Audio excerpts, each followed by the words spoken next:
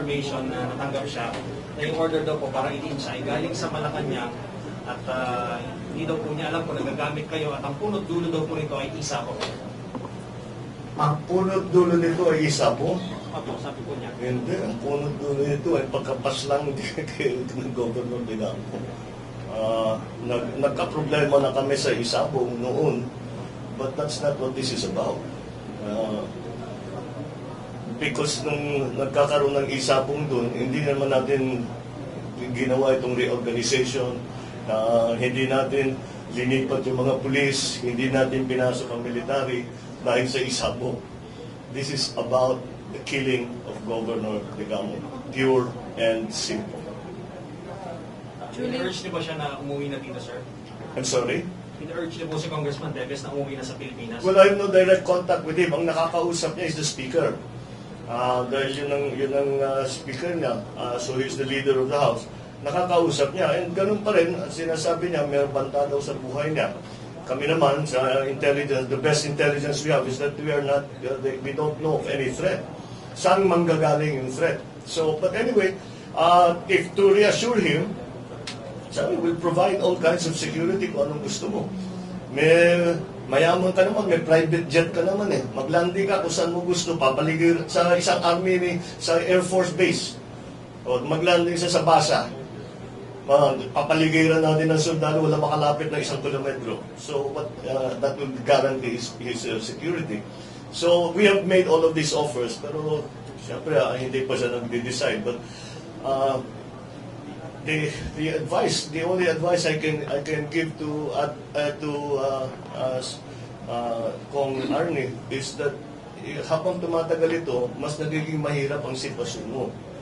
So, mas maaga kang makauwi, mas marami pang option ang mapangyayari. Pero pagka masyado ng late, wala na, mapipilitan ng gobyerno, we will have to move without any discussions with him. Thank you, sir. Thank you, sir. Yeah. Thank you, sir. Julie Baisa of 1PH.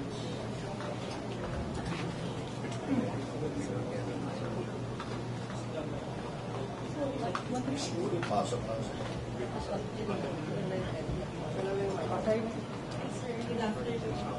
Sir, dun sa Mandanas ruling, do you see na yung EO 138 po that gives more responsibilities and autonomy sa LGU po is an alternative to charter change? No. The charter change efforts are directed at the economic provisions on the Constitution, as far as I understand. And so that's what that is about. And the reason is given by the House, by the proponents in the House and those in the Senate, is that they need to be changed because these conditions have changed. And for us to take full advantage of the new economy, we have to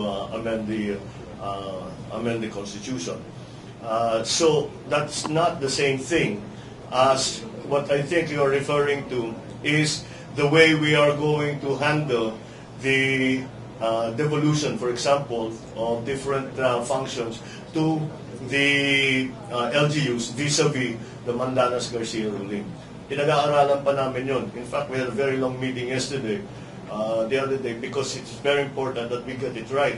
Ang worry namin is yung mga 4th, 5th, 6th class na communities, na LGUs, pag kinalkula mo yung makukuha nila na extra IRA against the extra functions that we are saying we will devolve, lugi pa sila. They're in a poorer financial condition than they were before the Mandanas-Garcia ruling, which is contrary to the spirit of the Mandanas-Garcia ruling. The Mandanas-Garcia ruling, in my view, as a former LGU executive, I had always, and I worked with Dr. Mandanas with this, and Jesse Robredo when he was DILG secretary, and I was in the local government chair in the Senate, and Gov Dodong was the one who was agitating actually about this. And so the idea was that, number one, we would give what extra funds will be there will be given to those LGUs na nahihirapan bayaran ang kanilang mga ospital. Dahil if you ask any LGU, city, province na may ospital, nung tinevolve yan, biglang lumaki ang kailangan bayaran dahil ang salary grade ng local at saka ang salary grade ng national iba. Kaya medyo nahirapan. So, assistance yun para doon. Pangalawa, yung 3rd, 4th, 5th, 6th class na LGUs, bibigyan ng tulong. Precisely because alam natin, kakaunti lang ang kanilang, for example, I won't name the municipality, but with the Mandanas-Garcia ruling, that this small municipality, 4th class, will receive maybe 1.7 million extra. Pag dinagdag mo lahat ng functions na nabigay, luging-lugi talaga sila. So we have to examine with the Executive Order 138 of President Duterte. Titignan natin kung para maging patas naman. Hindi naman, at the conclusion that we arrived at is that hindi pwedeng one size fits all. Iba-iba kasi ang bawat ano. Meron maraming common problems. Pero pag titignan mo, sasabihin mo, third class municipality, malaking range yun, yung third class. There is also a bill, as a matter of fact, there is also a House bill, a proposed bill in the House of Representatives to do the reclassification of classes. So, marami tayong ginagawa para maging maayos naman ang pag-distribute yung extra funds ng Mandanas Garcia, the product of the Mandanas Garcia ruling, number one.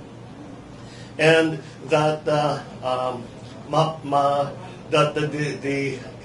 functions that belong to the national government should stay with the national government. The functions that stay with the province, for example, one of was garbage. Ang garbage hindi kaya ng maliliit na municipality. Besides, their garbage is not enough. So it has to be the province that will organize it. So yun ang mga ina-identify namin. Yan, garbage has to be with the province. Yung iba has to be still continue to be with whatever requires planning on a national scale. The function should remain, in my view, with the national government. Dahil hindi ka makapagplano kung iba-iba yung ginagawa ng iba't ibang constituency. So it's entirely different from the charter change. Sir, last question from Eric Mendoza of Inquirer. Good morning po, Mr. President. Good Can morning. you identify po Good morning po, Mr. President. Can you identify na po the 4 new EDCA sites na napagkasunduan? We'll make a formal announcement, but yes, they have been identified, and we can already. Before I announce it, we will formalize it with our partners, in the United States, so that sabay-sabay naman ang hindi natin i-preempt yung kanilang pinaplano. So there are 4 extra sites. Scattered around the Philippines. There are some in the north, there are some around Palawan, there are some further south. So, iba-iba talaga. It's really to defend our eastern coast. Pero meron ding element that is there because of our continental shelf, which is on the eastern side of Luzon. So that's something also that we have to look out for. Last question po, Mr. President. Did you reach out po to the local governments who expressed opposition on the EDCA sites? Yes, we explained to them why it was important that we have that and why it will actually be good for their province. And mukha namang naintindihan nila because most of the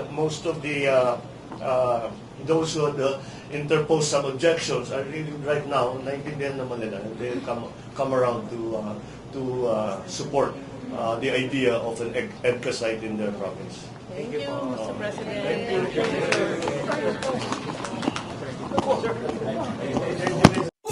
Subscribe to SMNI News Channel and turn on the notification bell to keep you up to date. Also visit our official social media accounts and join our community on Viber and Telegram.